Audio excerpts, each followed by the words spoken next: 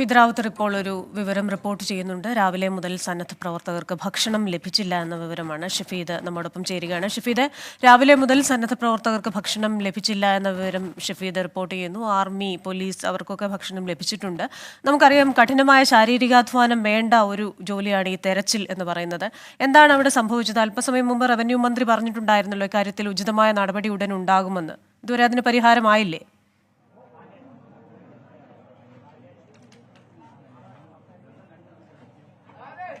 ഈ മുണ്ടക്കൈ, ഈ പുഞ്ചിരിമട്ടം തുടങ്ങിയ സ്ഥലങ്ങളെന്ന് പറയുന്നത് ഈ നമ്മൾ ചൂരൽമല എന്ന് പറയുന്ന പ്രദേശത്ത് നിന്ന് ഏതാണ്ട് ഒരു 6-7 കിലോമീറ്റർ നടന്നാണ് ഈ സന്നദ്ധ പ്രവർത്തകർക്ക് എത്തുന്നത്. രാവിലെ 6 മണിക്ക് 7 മണിക്കൊക്കെ അവിടെ നിന്ന് കയറി നടന്നാണ് ഈ ഭാഗത്തേക്ക് എത്തുന്നത്. ഇന്നലെ വൈകിട്ട് വരെ ഇവർക്ക് കൃത്യമായി ഭക്ഷണം കിട്ടിയിരുന്നു. എന്നാൽ ഇപ്പോൾ മുതൽ ഇവർക്ക് ഭക്ഷണം കിട്ടുന്നില്ല എന്നുള്ളതാണ് ഇവർ നൽകുന്ന പരാതി. ഇവരുടെ ഈ ബ്രേക്ക്ഫാസ്റ്റ് ഉൾപ്പെടെയുള്ള കാര്യങ്ങൾ ഇതുവരെയും കിട്ടിയിട്ടില്ല. ഇപ്പോൾ ഈ സന്നദ്ധ പ്രവർത്തകർ നമ്മളോടൊപ്പം ചേരുകയാണ്. ചേട്ടാ, നമ്മൾ ഇന്നലെ വരെ, അതായത് ഇന്നലെ വരെ കൃത്യമായി ഭക്ഷണം കിട്ടിയിരുന്നു. ഇന്നിപ്പം ഭക്ഷണം കിട്ടുന്നില്ല എന്ന് വ്യാപകമായി പരാതിയുണ്ട്. ഇതുവരെയും ഇവിടെ മുണ്ടക്കൈ ഭാഗത്ത് കിട്ടിയിട്ടില്ല. ഇതുവരെ ഇവിടെയുള്ള രക്ഷാപ്രവർത്തകർക്ക് ഭക്ഷണം എത്തിയിട്ടില്ല. നിലവിൽ എല്ലാ രക്ഷാപ്രവർത്തകരും കുപ്പിവെള്ളവും അതുപോലെ ബ്രെഡ്, ബിസ്ക്കറ്റ് അതുപോലെയുള്ള ലഘു പദാർത്ഥങ്ങൾ കൊണ്ടാണ് ഇതുവരെ വിശപ്പടക്കിയത്. എല്ലാ രക്ഷാപ്രവർത്തകരും വളരെ ബുദ്ധിമുട്ടിലാണ് ഇപ്പോൾ നിലവിലുള്ളത്. ഈ പറയുന്ന ഈ മുണ്ടക്കയിലേക്ക് നടന്നു വരുമ്പോൾ തന്നെ സാധാരണ മനുഷ്യൻ ക്ഷീണിക്കും. നിങ്ങളൊക്കെ നടന്നല്ലേ വന്നേ? അതെ, എല്ലാവരും ഇന്ന് നല്ല വെയിലുമാണ്, നല്ല ക്ഷീണമുള്ള സമയമാണ്. കൃത്യമായിട്ട് കൊടുത്താണ്. രാത്രി വരെ ഭക്ഷണം കൃത്യമായിട്ട് എല്ലാവരും വളണ്ടിയേഴ്സിനും അതേപോലെ എല്ലാ ഡിപ്പാർട്ട്മെന്റിലെ ആളുകൾക്കും കൊടുത്താണ്. അപ്പോൾ അകാരണമായിട്ടാണ് ഇപ്പോൾ ഭക്ഷണം നിർത്തിവെച്ചിട്ടുള്ളത്. എന്താണ് കാരണമെന്നെല്ലാം പറഞ്ഞിട്ടുണ്ടോ? ഒരു കാരണം അറിയില്ല. കാരണം നിരവധി സന്നദ്ധ സംഘടനകൾ ഇവിടെ പ്രവർത്തന സജ്ജരായിട്ടുണ്ട്.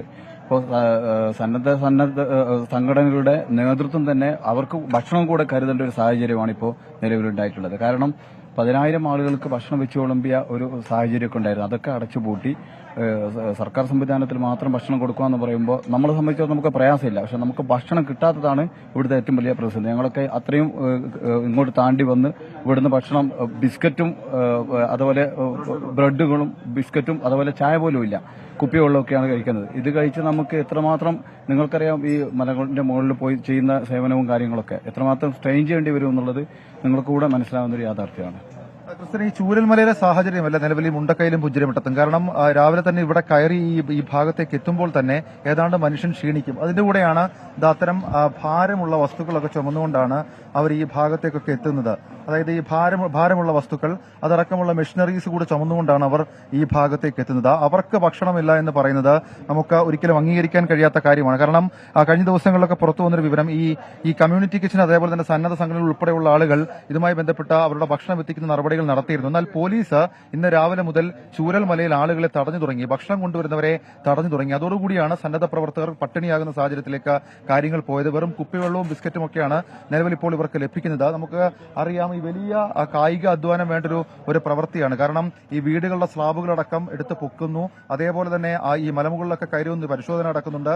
ഈ ആർമിക്കും അതേപോലെ തന്നെ NDRF-നടക്കം ഏറ്റവും കൂടുതൽ സഹായം ചെയ്യുന്നത് ഈ സന്നദ്ധ പ്രവർത്തകരാണ്. കഴിഞ്ഞ ദിവസം ഈ മുണ്ടക്കൈ ഭാഗത്ത് തന്നെ അവിടെ ഒരു ജീവന്റെ തുടിപ്പുണ്ട് എന്നുള്ളൊരു കണ്ടെത്തൽ വന്നതിന് ശേഷം ആ ഭാഗത്ത് അവിടുത്തെ അടക്കം ഈ സ്ലാബ് നീക്കി പരിശോധന നടത്തിയത് സന്നദ്ധ പ്രവർത്തകരായിരുന്നു. അല്ലാതെ അത് ആർമി ആയിരുന്നില്ല. ആർമിയുടെ മേൽനോട്ടം ഉണ്ടായിരുന്നു, പക്ഷേ സന്നദ്ധ പ്രവർത്തകരായിരുന്നു. അവർക്ക് ഭക്ഷണം കിട്ടാത്തൊരു സാഹചര്യം നിലവിൽ ഇപ്പോൾ നമുക്ക് അംഗീകരിക്കാൻ കഴിയില്ല. ഏതായാലും ഈ ക്രിസ്ത്യന, ഒരു കാര്യം കൂടി ഇതുമായി ബന്ധപ്പെട്ട് നമുക്ക് ചൂണ്ടിക്കാണിക്കേണ്ടതായിട്ടുണ്ട്. അത് അവർ തന്നെ എടുത്ത് കാണിക്കുന്ന ഒരു കാര്യമാണ്. അവർക്ക് ഇന്ന് രാവിലെ കിട്ടിയ ബ്രെഡാണിത്.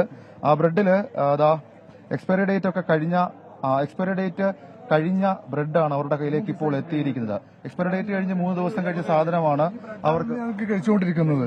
ഇപ്പോൾ ബ്രെഡും വെള്ളവും രാവിലെ ഭക്ഷണം കിട്ടുന്നതിനെതിരെ ഞങ്ങൾ വന്നത്. പെട്ടെന്നാണ് അറിഞ്ഞത് ഞങ്ങളെ കിച്ചൺ നിർത്തിയെന്നുള്ളത് അറിഞ്ഞത്.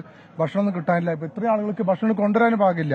ഞങ്ങൾ കുറെ വെള്ളം കുപ്പിയൊക്കെ കൊണ്ട് കയറ്റി കൊടുക്കുന്നത്, തോളിൽ വെച്ചിട്ടാണ് കൊടുന്നതൊക്കെ. വളരെ കഷ്ടപ്പെട്ടാണ് കൊടുന്നത്. പക്ഷേ ഇവിടെ എത്തുമ്പോൾ വെള്ളമില്ല, ഒരു സാധനം ഒന്നുമില്ല. ഇപ്പൊ ബ്രെഡ് തിന്നടുത്ത് നോക്കുമ്പോൾ തിന്നു കഴിഞ്ഞ് ഞങ്ങൾ ഈ പാക്കറ്റ് ഞങ്ങൾ എല്ലാം കൂടി തിന്ന് തീർത്തതാ. പക്ഷെ നോക്കുമ്പോൾ ഡേറ്റ് തീർന്നിട്ടുണ്ട്. ഇപ്പോഴാണ് കണ്ടത്. അങ്ങനെ ആളുകൾ ഏറ്റവും കൂടുതൽ ഇവിടെ ഉള്ളത്, ഇവിടെ വന്നത് വിശന്നിട്ട് എന്ത് ചെയ്യാൻ അവിടുന്ന്.